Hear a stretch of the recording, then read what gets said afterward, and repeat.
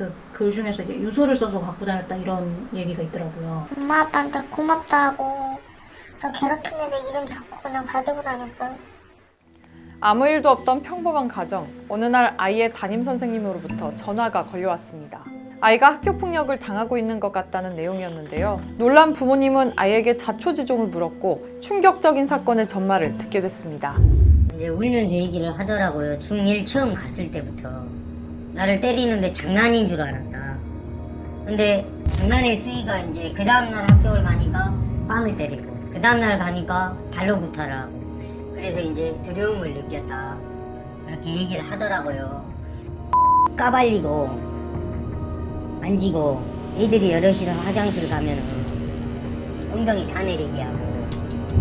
현재 중학교 2학년인 피해자 군은 중학교 1학년 때부터 동급생들에게 심한 폭행을 당했습니다. 사건의 발달은 같은 초등학교에 다니던 A군이 중학교에 입학하여 군을 놀리기 시작하면서부터였습니다. 가벼운 놀림으로 시작된 괴롭힘은 어느새 도를 넘어선 학교 폭력으로 번져 있었습니다. 그냥 뭐 한 명하고 싸우게 한 다음에 뚜드러 패거나 술래잡기를 뭐 하면서 막 또 도망가게 하고 맺혀주고 도망가서 잡히면 다 잡혔죠. 그냥 술 먹으러 충격 부위를 막 때리거나 뺨치 때리거나. 화장실에서 이제 집단 폭행을 당했을 때 이거는 본인이 저한테 이제 한 얘기입니다. 집단 폭행을 당했을 때 화장실 바닥을 열어 핥았대요. 그런 얘기를 들으니까 야. 군은 폭행 당시 적극적으로 대응했습니다. 동국생에게 집단 폭행을 당하고 있다는 사실을 담임 선생님에게 알리고 학교폭력위원회를 열어달라고 요청했지만 담임 선생님은 무시로 일관했습니다. 이거는 거짓말일 거야.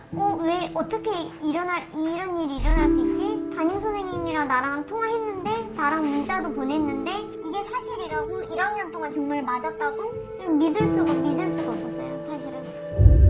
군은 극심한 스트레스로 코피를 흘리거나 복통을 호소했고 어머니는 담임 선생님에게 몇 번의 상담을 받았지만 학교폭력 사실에 대해서는 단 한마디도 듣지 못했습니다. 뒤늦게 찾아간 교장 또한 선생님과 별반 다르지 않았습니다.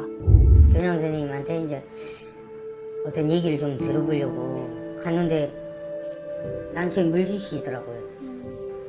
난초에 물 주면서 그냥 뭐 학폭은 늘상 있는 일인데 그건 그렇게 뭐 크게 보고 작게 보고 그냥 보통이지 학교에서.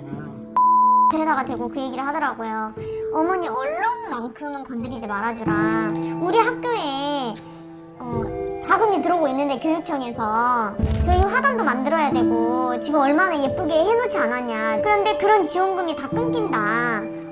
그러니까 그런 건 하지 말라. 저희들이 그 말을 듣고 나오는데 저는 아들한테 너무너무 창피하더라고요. 내가 그 자리에서 뭔가 못해주고 학교장한테 내가 소리도 못 지르고 나온 이런 게 너무 이제 창피하고 그랬는데 아들이 나오면서 그러더라고요. 엄마, 근데 나 피해자 맞아? 근데 교장 선생님은 왜 그런 학교 자금 얘기를 해? 그러는 거야. 학교 폭력에 대해서 얘기해줘야 되는 거 아니야? 이렇게 얘기를 하는데 제가 근데 이제 1학년 때 이제 같은 학년 학생들끼리 그 사람들이 있었나 봐요. 근데 문제는 이제 합의점을 참지 못하는 게 있어요. 합의금이 있어서 학교는 조치를 할 걸 다 하고 가해 학생들은 가해 학생대로 저희들이 살피고 있고 그 다음에 피해 학생은 피해 학생대로 저희들이 회복 프로그램을 계속 돌리면서 상담을 계속해서 지원을 하고 있고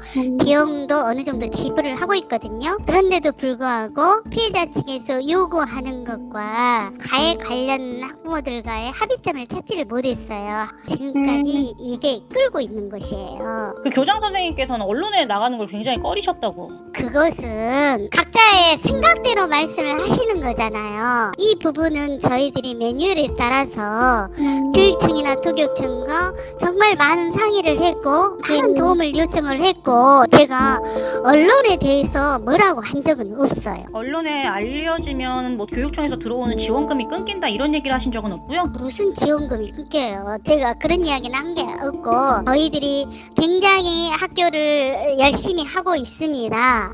그런데 이런 부분들이 잘못 알려지게 되면은 저희들이 어렵습니다. 이 부분은 참다 못한 부모는 고소를 결심했습니다. 그러나 순천경찰서 측은 그들의 이야기를 들어주지 않았는데요. 충격적인 사실은 가해자 중 한 명인 아버지가 순천경찰서에 근무하는 경찰이라는 점이었습니다. 순천경찰서는 장장 8시간 동안 쉬지 않고 신문했고 가해자들의 잘못을 최소화하는 방향으로 조사했습니다. 군은 가해자들에게 심각한 성희롱과 성추행을 당했다고 주장했지만 경찰 측은 성희롱이 아니라는 말로 일축했습니다. 왜 아들 엉덩이에 그 아이들이 를 교도 위로 엉덩이에다가 그 아이들 성기를 대고 비비면서 X라고 하고 이런 말을 했는데 왜 이게 성희롱이 안 되냐? 그 담당자를 통해서 네네. 사실을 확인을 했는데 네. 첫 질문에 8시간 이상 걸렸다고 하셨는데 네네. 우리가 확인을 해보니까 4시간 조사가 이루어졌어요. 4시간이요? 네.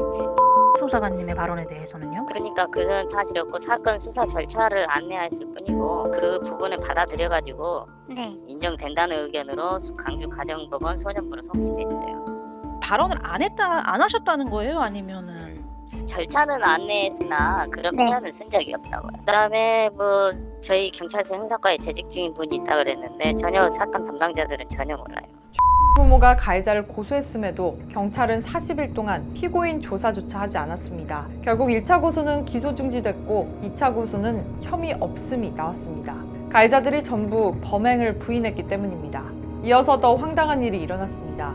가해자 의 부모는 오히려 군을 학교폭력 가해자로 2차례나 고소한 겁니다. 심지어 교육청에 제보해 학교폭력위원회까지 열었는데요. 그러니까 말로는 걔네가 괴롭히려고 해가지고 오지 말라고 하면서 이제 걔가 맞진 않았는데 걔 발 앞정 정도에 이제 돌을 던졌대요. 이건 어떻게 보면 자기 방어를 위한 돌을 던지는 거고 또 맞지도 않았잖아요. 걔가 처음에는 뭐라고 했냐면요, 피하다가 다쳤다 이랬는데 나중에 갑자기 떼까는 걸로 한 대 맞았다 이랬거든요. 말이 안 되잖아요. 말도 갑자기 바뀌고. 자기 방어는 폭행이 되었고 군은 어느새 피해자에서 가해자가 돼버렸습니다.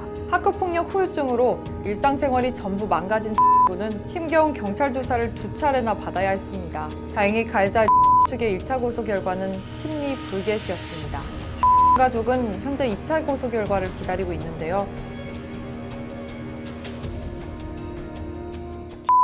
극심한 스트레스에 자해를 시작했고 매일 우울증과 불안장애에 시달리고 있습니다. 아들이 그런 사람이 될 거라고 저는 상상을 못 해봤어요. 엄마 손을 잡고 엄마를 밀어뜨리고 제가 이제 가려고 그러면 엄마를 이렇게 이제 막고 내가 분명히 힘들다고 했잖아. 내가 아이들이 놀린다고 했는데 엄마 내 편 안 들어줬잖아. 이렇게 말을 하더라고요. 그래서 그래 엄마가 미안해. 엄마 그래도 내가 그렇게 말했는데 내 편 안 들어줬잖아. 엄마 선생님 편만 들었잖아. 이렇게 얘기를 하더라고요. 현재 상태가 어때요? 그 상담하셨을 때 상태? 지금 가 갖고 있는 증상은 조현증이에요. 한청 환시가 보이는 가해 학생들한테 한 1년을 지속적으로 이렇게 학교폭력을 집단으로 린치를 당한 상태더라고요. 저는 치료까지 이제 해주는데 해보면은 뇌신경 쇠약증입니다. 그게. 그래서 굉장한 불안을 느끼고 가족이랑 로 만났을 때는 되게 좀 위험한 수준이었나요? 그런다고 봐야죠. 그대로 놔두면은 가족 갈등이 심해질 수 있는 그런 상황이에요. 어머니 상태는 어때요? 선생님 보기에? 이게 어머니도 지금 약을 먹고 계셔. 네네네. 해결 과정에 있어서 학교에서 보여주는 모습, 네네. 그 다음에 그 가해자들이 보상하고 사과하는 그 회복적 과정을 거치지 않고 어떻게 해서든지 빠져나가려 하고 오히려 이 가해자로 만드는 거. 이런 네네. 2차 가해를 한 거예요. 그러니까 거기서 오는 좌절, 또 경찰에서 부르지, 그 사람들이 또 머리를 쓰느라고요. 저기 저 강주에다가 가해자라고 이렇게 했더라고요. 고소를 했더라고요. 그러니까 강주까지 가야 돼 이제 또. 그러니까 이제 얼마나 분이 납니까? 내 아들이 이렇게 제대로 성장하지 못하고 있는 것에 대한. 어쨌건 저는 회복의 과정으로 가는데 네네. 가해자들의 태도가 회복의 과정으로 그걸 밟아줘야지 어떻게 하면 벌을 적게 받을까 이런 쪽으로 가서는 안 된다는 생각이에요. 가끔 이제 아들이 없을 때 제가 아들 장을 봐요. 그러면은 피해자잖아요. 그러면은 아 우리 아들이 이 자리에 없었을 수도 있겠다라는 생각을 막 덜컹덜컹 많이 들어요. 지금은 진짜 건강하게 있어줬으면 좋겠고. 가해자들이 아무 사과도 없이 학교에 다니는 지금 피해자는 아직도 악몽 속에 살고 있습니다.